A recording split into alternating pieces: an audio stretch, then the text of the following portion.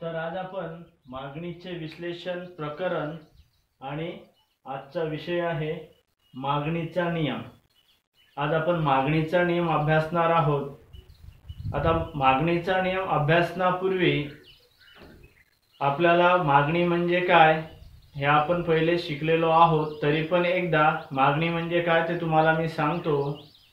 विशिष्ट वेळी विशिष्ट किमतीला उपभोक्ता एखाद्या वस्तूचे किती नग विकत घ्यावयास तयार असतो ती नगसंख्या म्हणजे मागणी होय।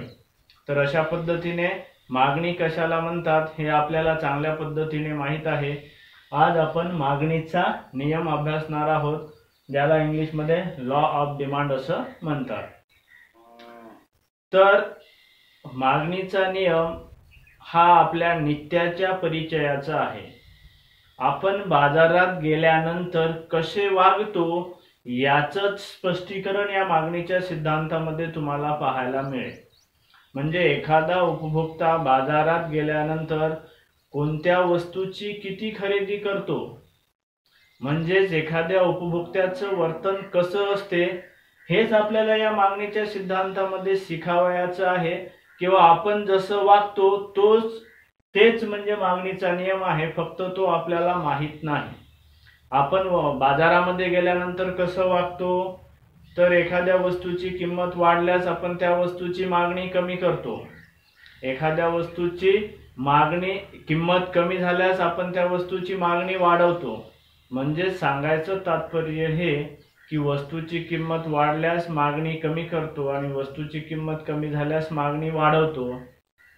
हाच मागणीचा सिद्धांत आहे। हा आपल्या नित्याच्या परिचयाचा आहे, आपल्या अनुभवाचा आहे। आपण स्वतःच तसे वागतो, परंतु फक्त याला शब्दबद्ध करण्याचं काम डॉक्टर मार्शल यांनी केलेलं आहे। म्हणून हा सिद्धांत डॉक्टर मार्शल यांच्या नावाने ओळखला जातो। डॉक्टर मार्शल यांनी 1890 मध्ये अर्थशास्त्राची मूलतत्वे या ग्रंथामध्ये मागणीचा नियम मांडलेला आहे। अर्थशास्त्राची मूलतत्वे, ज्याला इंग्लिश मध्ये प्रिन्सिपल्स ऑफ इकॉनॉमिक्स असं म्हणतात। तर इसवी सन 1890 मध्ये डॉक्टर अल्फ्रेड मार्शल यांनी अर्थशास्त्राची मूलतत्वे प्रिन्सिपल्स ऑफ इकॉनॉमिक्स या नावाचा एक ग्रंथ लिहिला आणि त्या ग्रंथामध्ये मागणीचा सिद्धांत मांडलेला आहे। आता आपण मागणीचा सिद्धांत किंवा मागणीचा नियम पाहू, त्या नियमाची व्याख्या पाहू। डॉक्टर मार्शल यांच्या मते विशिष्ट परिस्थिती कायम असताना वस्तूची किंमत वाढल्यास त्या वस्तूची मागणी कमी होते आणि वस्तूची किंमत कमी झाल्यास त्या वस्तूची मागणी वाढते। म्हणजे अशा पद्धतीने वस्तूची किंमत आणि वस्तूची मागणी यांच्यामध्ये परस्पर व्यस्त स्वरूपाचा संबंध असतो, त्यालाच परस्पर विरोधी संबंध असं म्हणतात। म्हणजेच दुसऱ्या शब्दात आपल्याला असं म्हणता येईल की विशिष्ट परिस्थिती कायम असताना वस्तूची किंमत वाढल्यास मागणी कमी होते किंवा घटते आणि वस्तूची किंमत कमी झाल्यास मागणी वाढते। हाच डॉक्टर मार्शल यांनी सांगितलेला मागणीचा नियम आहे। आपण या मागणीच्या नियमाचं एका सूत्राद्वारे देखील स्पष्टीकरण करू शकतो। एक सूत्र आहे dx is equal to f of px। D म्हणजे काय? Demand. D means demand of commodity, F means function आणि पी मीन्स प्राइस, आणि एक्स मीन्स कमोडिटी म्हणून वापरलेला आहे इथे। म्हणजेच याचा अर्थ काय, तर dx means demand of commodity is equal to function of price of the commodity. म्हणजेच याचा अर्थ असा की वस्तूची मागणी, डिमांड म्हणजे मागणी, त्यानंतर फंक्शन मीन्स कार्य किंवा यालाच फलन असं देखील म्हणतात, फलन, प्राइस म्हणजे किंमत, आणि एक्स इथे आपण कमोडिटी म्हणून वापरलेला आहे। एक्स वस्तूची किंमत, एक्स ही काय आहे? वस्तू आहे। म्हणजे अशा पद्धतीने वस्तूची मागणी हे किमतीचे फलन होय किंवा वस्तूची मागणी हे किमतीचे कार्य होय। याचाच अर्थ असा की वस्तूची मागणी ही किमतीवर अवलंबून असते। वस्तूची किंमत वाढल्यास वस्तूची मागणी कमी होते आणि वस्तूची किंमत कमी झाल्यास वस्तूची मागणी वाढते। हे या सूत्राद्वारे आपल्याला चांगल्या पद्धतीने समजून येत आहे किंवा इथे म्हणायचं आहे म्हणजेच वस्तूची मागणी ही वस्तूच्या किमतीवर अवलंबून असते। म्हणून इथे म्हटलेलं आहे dx is equal to f of px। x ही वस्तू आहे कमोडिटीसाठी, म्हणजे x वस्तूची मागणी ही x वस्तूच्या किमतीचे फलन किंवा कार्य होय। म्हणजे अशा पद्धतीने वस्तूची किंमत आणि वस्तूची मागणी यांच्यामध्ये व्यस्त स्वरूपाचा संबंध असतो। यालाच परस्पर विरोधी संबंध असं देखील म्हणतात। तर हाच मागणीचा सिद्धांत आता आपण एका सारणी किंवा तक्त्याच्या आधारे समजून घेऊ। एका बाजूला आपण वस्तूची किंमत आणि दुसऱ्या बाजूला वस्तूची मागणी। आता वस्तूची किंमत 50, 40, 30, 20, 10 आणि वस्तूची मागणी 1, 2, 3, 4, 5।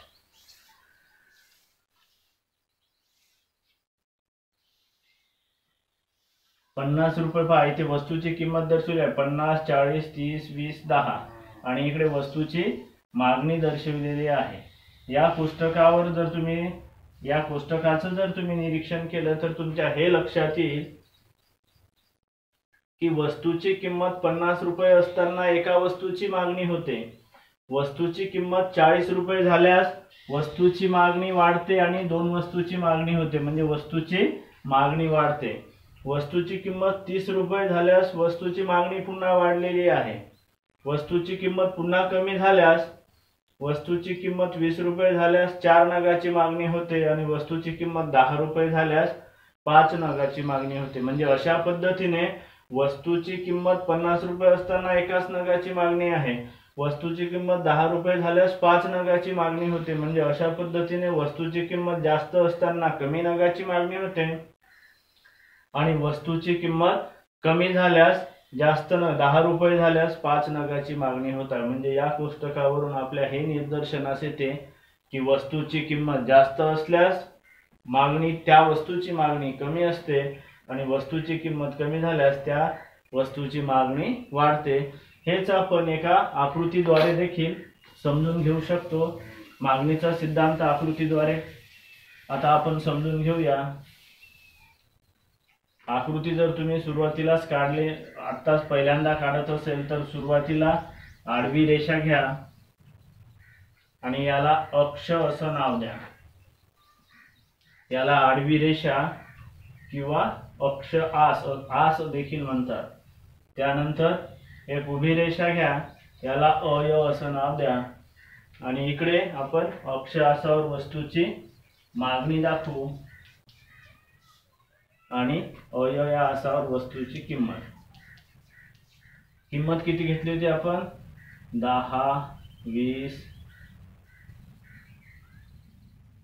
30, 40, 50 आणि मागणी 1, 2, 3, 4 आणि 5। 10, 20, 30, 40, 50 वस्तूची मागणी 1, 2, 3, 4, 5। आता पहा, आपण आताच्या पुस्तकामध्ये पाहिलं उदाहरणामध्ये की ₹50 किमतीला एका नगाची मागणी आहे, म्हणून 50च्या वर 50च्या समोर आणि 1च्या वरती एक पॉइंट घेऊ आपण। म्हणजे असं देखील आपण करता येईल 50 एका नगाची मागणी, ₹40 किमतीला 2 नगाची मागणी, ₹30 किमतीला 3 नगाची मागणी, ₹20 किमतीला 4 नगाची मागणी आणि ₹10 किमतीला 5 नगाची मागणी। आपण इथे सुरुवातीला असं देखील करू शकतो, ₹50 किमतीला एका नगाची मागणी, इथे एक पॉइंट द्या, 40 रुपये किमतीला 2 नगाची मागणी, इथे एक बिंदू द्या. 30 रुपये किमतीला 3 नगाची मागणी, म्हणजे 30च्या समोर आणि 3च्या वरती एक पॉईंट घ्या. 20 रुपये किमतीला 4 नगाची मागणी, म्हणजे 20च्या पुढे आणि 4च्या वरती एक पॉईंट द्या. आणि 10 रुपये किमतीला 5 नगाची मागणी, म्हणजे इथे एक पॉईंट द्या. हे सर्व जर पॉईंट आपण जोडले तर जो वक्र तयार होतो याला एक नाव मिळेल आपल्याला. आपण याला मम हे नाव देऊ. म्हणजे अशा पद्धतीने आकृतीमध्ये मम हा जो वक्र झालेला आहे याला मागणी वक्र, हा मागणी वक्र आहे. तर आता आपण या आकृतीचं स्पष्टीकरण पाहू. आकृतीचं स्पष्टीकरण तुम्हाला असं करावं लागेल. या आकृतीमध्ये अक्ष अक्षावर वस्तूची मागणी दर्शविलेली असून अय या उभ्या अक्षावर वस्तूची किंमत दर्शविलेली आहे. वस्तूची किंमत 50 रुपये असताना एका नगाची मागणी होते. वस्तूची किंमत 50 वरून 40 झाल्यास वस्तूची मागणी वाढून 2 नगाची होते.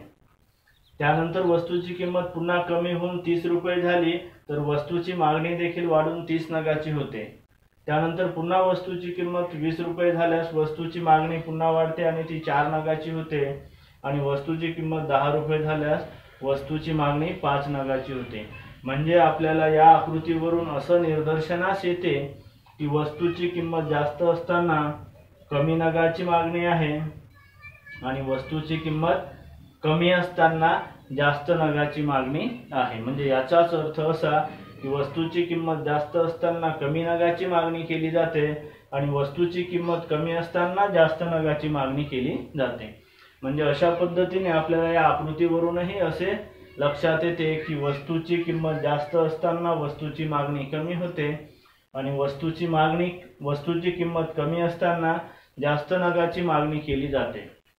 म्हणजे अशा पद्धतीने आपल्याला या आकृतीवरून मागणीचा नियम समजण्यास सोपा जाते. त्यानंतर पहा, हा जो मागणीचा वक्र आहे, हा मागणीचा वक्र हा वरून खाली येणारा असतो. हा मागणीचा वक्र वरून खाली येणारा असतो. हा वरून असा खाली आला इकडे, परंतु त्याचबरोबर हेही लक्षात घ्या की तो वरून खाली म्हणजे असा सरळ वरून खाली येत नाही आहे, तर तो वरून खाली परंतु डावीकडून असा उजवीकडे चाललेला आहे. यालाच म्हणतात मागणीचा वक्र हा वरून खाली येणारा व डावीकडून उजवीकडे जाणारा असतो. म्हणजे सांगायचं तात्पर्य हे, मागणीचा वक्र हा ऋणात्मक उताराचा असतो असं म्हटलं जाते. कधी कधी तुम्हाला प्रश्न विचारला जातो की मागणी वक्र हा वरून खाली आणि डावीकडून उजवीकडे जाणारा का असतो, त्याची कारणे लिहा. तर तो का असतो हे आपण नंतरच्या पिरियडला पाहू. परंतु मागणीचा वक्र कसा असतो, तर तो मागणीचा वक्र हा ऋणात्मक उताराचा असतो आणि तो डावीकडून उजवीकडे जाणारा असतो. आणि वरून खाली येणारा म्हणजे असा सरळ वरून खाली येणारा आहे का, नाही. तो सरळ खाली येणारा असता तर तो असा असता, परंतु तो वरून खाली येणारा आणि डावीकडून उजवीकडे जाणारा असतो. यालाच म्हणतात ऋणात्मक उताराचा, वरून खाली येणारा व डावीकडून उजवीकडे जाणारा. तर अशा पद्धतीने आपल्याला मागणीचा सिद्धांत चांगल्या पद्धतीने समजला असेल. आता या ठिकाणी आपण थांबू. बाकीचा मागणीचा सिद्धांत किंवा मागणीच्या सिद्धांताची गृहीते वगैरे आपण पुढील पिरियडला पाहू. ठीक आहे, धन्यवाद.